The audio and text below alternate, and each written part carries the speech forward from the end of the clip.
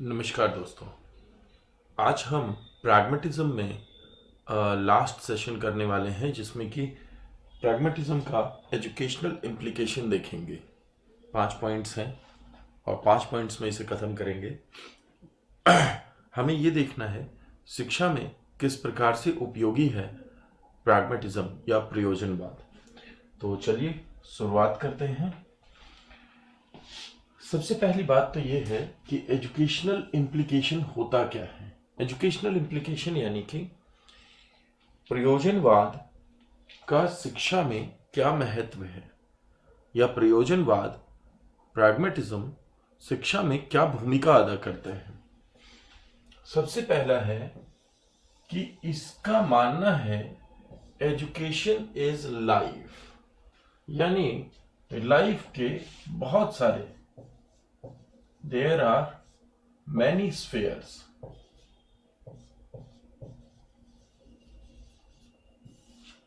और शिक्षा लगभग लाइफ के हर एक स्फेयर से जुड़ी हुई है।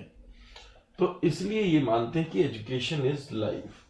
Pragmatist firmly believe that old and traditional education is dead and lifeless. जो पुरानी एजुकेशन है वो समाप्त हो चुकी है और वो अब लाइफलेस है।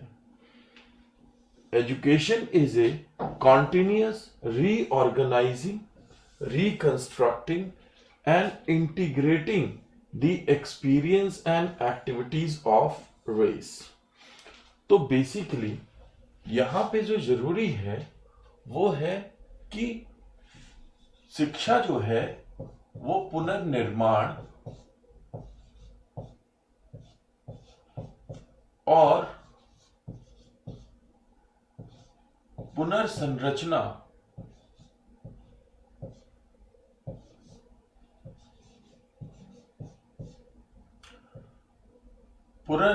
से होकर के आती है। तो इसका अर्थ क्या है? Restructuring, reconstructing and rejuvenating, integrating education. तो जो पुराना जो थॉट था, पुरानी जो शिक्षा है, अब उसका मूल्य नहीं है, क्योंकि एक्सपीरियंस नए हैं, जरूरतें नए हैं, इसलिए शिक्षा भी नई होनी चाहिए। They want to conserve the worthwhile culture of the past. वो पास्ट का जो कल्चर है उसको कंजर्व करना चाहते हैं, संरक्षित करना चाहते हैं। Think out the solution to meet the new situations and then integrate the two. तो अब क्या हुआ कि जो पुराना है उसको आपने इंटीग्रेट कर लिया, आपने उसको समझ लिया, आपने उसको आत्मसात कर लिया। अब इसके बाद आप नए एक्सपीरियंस को देखते हैं और उस नए एक्सपीरियंस के अनुसार आप अपनी डिसीजन मेकिंग रखते हैं, और इस तरीके से आप पुराने ज्ञान के संरक्षण के आधार पर नए अनुभवों को लर्निंग के रूप में समझते हैं, और इन अनुभवों में आप लगातार किसी समस्या का समाधान कर रहे होते हैं। तो क्योंकि समस्या नई है इसलिए समाधान भी नया होगा। इसलिए जो ट्रेडिशनल एजुकेशन है, ट्रेडिशनल वे ऑफ लाइफ है, वो अब समाप्त हो चुकी है। तो उसका जो मुख्य आधार, मूलभूत तत्व है, फ्रेमवर्क, वो तो इस्तेमाल किया जा सकता है, बट शिक्षा अपने आप में कोई यूजफुल नहीं है। तो अगर हम इस तरीके से माने तो गुरुकुल शिक्षा जो है वो अब उपयोगी नहीं है, बल्कि जो वर्तमान में स्कूली शिक्षा दी जा रही है उसी का उपयोग किया जाना चाहिए। Real knowledge can be gained only be activity, experiments and real life experience. तो जो रियल ज्ञान है, वास्तविक जो ज्ञान है, वो हम प्राप्त कर सकते हैं कैसे? With the help of activity, experiment और रियल लाइफ एक्सपीरियंसेस। तो जो चीजें हमने पहले प्रयोजनवाद में पढ़ी हैं उसी को यहां पे रिपीट किया जा रहा है। तो इसलिए बहुत ज्यादा प्रॉब्लमैटिक नहीं होगा आपके लिए समझना। दूसरा एजुकेशनल इंप्लीकेशन है एजुकेशन एज ग्रोथ या डेवलपमेंट भी कह सकते हैं। Thus, education will be useful if it brings about the growth and development of the individual. अगर वो किसी व्यक्ति का विकास कर पा रही है तो वो शिक्षा सही है, उपयोगी है, अन्यथा नहीं है। As well as the society in which he lives, और सोसाइटी का भी विकास होना चाहिए। तो शिक्षा वही है जिससे व्यक्ति और समाज का विकास हो, right? Education is meant for the child and child is not meant for the education. देखो एक रिलेशन होता है, वो होता है, एक होता है साध्य और दूसरा होता है साधन। तो साधन यानी जिसका उपयोग करके, साध्य यानी जिसको हम प्राप्त करते हैं। तो वो कहता है, प्रैग्मेटिज्म मानता है education is meant for child, यानी साधन क्या है? साधन है एजुकेशन। और साध्य कौन है? साध्य है बालक। तो बालक शिक्षा के लिए नहीं है, बल्कि शिक्षा बालक के लिए है। And child is not empty bottle to be filled up by the outside knowledge. और बच्चा जो है वो टेबुला रासा यानी कि कोरी स्लेट या कच्ची मिट्टी नहीं है, खाली बोतल नहीं है कि आप उसमें कुछ भी ज्ञान भर दें, बल्कि वो अपने ज्ञान का निर्माण स्वयं अपने एक्सपीरियंसेस के थ्रू करता है। तो each child is born with inherent capacities. हर बच्चा पैदा होता है अपनी इनहेरेंट कैपेसिटीज, इननेट कैपेसिटी के थ्रू के साथ, tendencies and aptitudes which are drawn out and developed by education. तो जो उसका एप्टीट्यूड होता है, जो उसकी कैपेसिटी होती है, जो उसकी क्षमताएं, इननेट क्वालिटीज हैं, वो उसके अंदर हैं। और एजुकेशन क्या करती है? एजुकेशन उसे बाहर लाती है। तो एजुकेशन का काम है उसे बाहर लेकर के आना। One of the aims of education is to develop all the inherent capacities of the child to the fullest extent. तो एजुकेशन का एक ये कार्य भी है कि एजुकेशन आपकी जितनी भी क्षमताएं होती हैं अंदरूनी, उनको बाहर लेकर के आती है फुल, पूरे तरीके से, राइट? चलिए, तीसरा एजुकेशनल इंप्लीकेशन है education as a social process. ये तो हमने बात की हुई है, फिर से समझते हैं इसे कि एजुकेशन जो है वो एक सामाजिक प्रक्रिया है।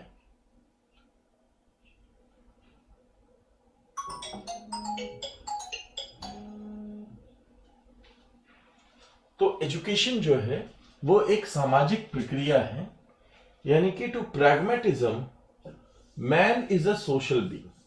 प्रैग्मेटिज्म के लिए क्या है? मनुष्य एक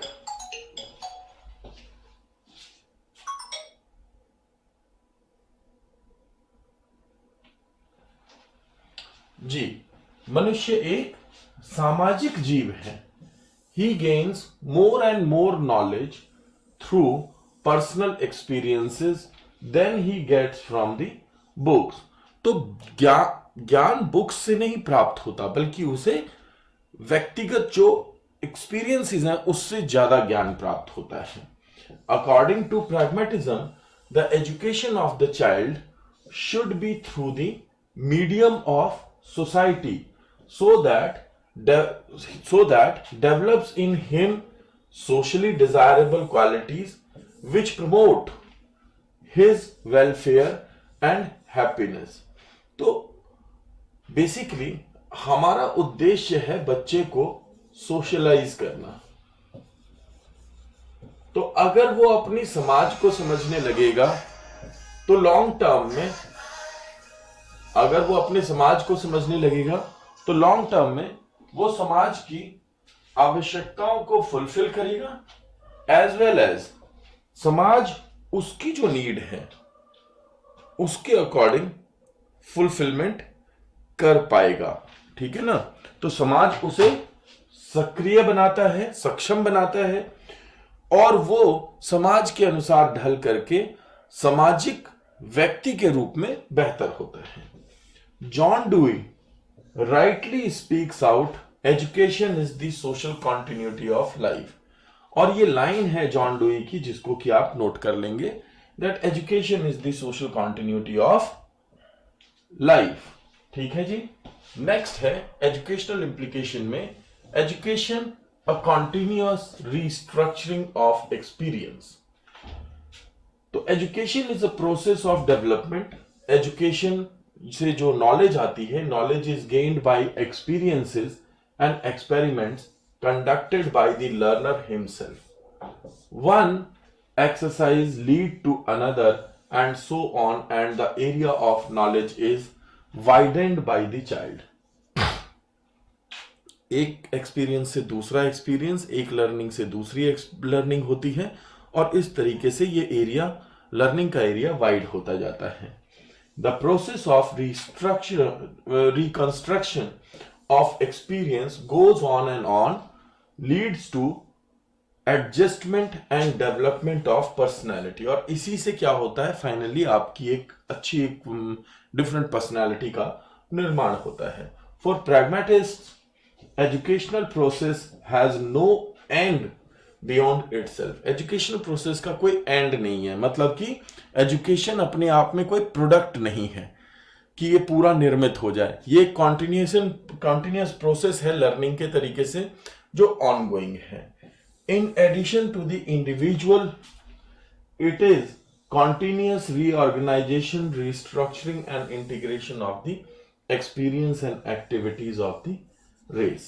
तो वही बात है कि इसमें हम क्या करते हैं, इंटीग्रेट करते हैं, रिकंस्ट्रक्ट करते हैं, और ये कॉन्टिन्यूस प्रोसेस के रूप में हमेशा ही जारी रहता है।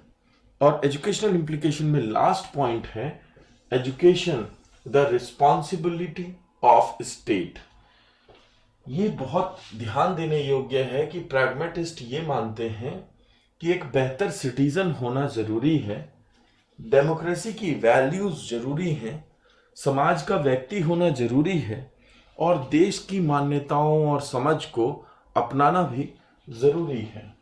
तो इसलिए ये कहते हैं कि ये स्टेट की रिस्पॉन्सिबिलिटी है। Education is the birth right of each individual and may not be with in the right of the individual, so the state should shoulder the responsibility. ऐसा हो सकता है कि हर कोई सक्षम ना हो सही शिक्षा प्राप्त करने में, और सही है क्या ये नहीं पता हो, तो ऐसे में स्टेट के पास ये रिस्पॉन्सिबिलिटी होनी चाहिए कि वो ये जज करे कि समाज के लिए, व्यक्ति के लिए आगे बढ़ने के लिए क्या एजुकेशन ठीक है, और उसी का कर्तव्य होना चाहिए हर व्यक्ति को शिक्षित करना। The refusal of the state to do so may not lead the nation to suffering. अगर गवर्नमेंट ने ऐसा किया तो गवर्नमेंट का, व्यक्ति का, समाज का बेहतर होगा, लेकिन अगर ऐसा नहीं किया तो फिर स्टेट को भी नुकसान होगा, व्यक्ति को भी नुकसान होगा, और समाज का भी नुकसान होगा। It is for the state to make the child capable and confident to meet the problems and challenges of the life successfully. तो क्योंकि ये स्टेट के लिए भी एक चैलेंज है कि व्यक्ति अपने जीवन को बेहतर तरीके से गुजारे, एक बेहतर व्यक्ति बने, एक बेहतर सामाजिक व्यक्ति बने, और एक बेहतर सिटीजन, नागरिक बने, और तभी वो एक बेहतर जीवन की परिकल्पना कर सकता है और अपनी लाइफ के चैलेंजेस को बेहतर तरीके से टैकल कर सकता है। तो ऑल ओवर प्रैग्मेटिज्म बात करता है एक बेहतर ह्यूमन बीइंग की, जो कि समाज के लिए, खुद के लिए, व्यावसायिक तौर पर और राष्ट्र के लिए यूजफुल हो, यूटिलाइजेबल हो। और इसको करने के लिए एक्सपीरियंस, एक्सपेरिमेंट और एक्टिविटीज़ को बहुत ज़्यादा रोल दिया जाता है। और ये माना जाता है कि बच्चा जो होता है उसके अंदर आंतरिक क्षमताएं होती हैं, और शिक्षा सिर्फ इस आंतरिक क्षमताओं को बाहर निकालने का एक माध्यम मात्र है। तो आप पाएंगे कि प्रैग्मेटिज्म बहुत सारे दूसरे थॉट्स से जुड़ा हुआ भी है और बहुत सारे दूसरे थॉट से भिन्न भी है। तो आपके लिए काम ये बनता है कि आप नोट्स बनाते समय ये देखिए कि बाकी विचारों से ये किस तरीके से अलग है और किस तरीके से सेम है। जितना आपको प्रैग्मेटिज्म में करवाया गया है मेरे ख्याल में काफ़ी है, और कोई भी प्रश्न होगा तो आप उसको टैकल कर पाएंगे इजीली। इस सेशन में इतना ही। प्रैग्मेटिज्म कंप्लीट हो गया है। अब नेक्स्ट चैप्टर चालू करेंगे जो कि बुक में है, जो मेरी जो साइकोलॉजी की बुक है उसके अंदर है chapter number 1 education psychology. Next session से स्टार्ट करेंगे, राइट। तो आपने नोट्स वगैरह बना लिए होंगे। प्रैग्मेटिज्म का टेस्ट कुछ समय के बाद लेंगे ताकि तब तक आप इसे कंप्लीट कर लें। Thank you so much.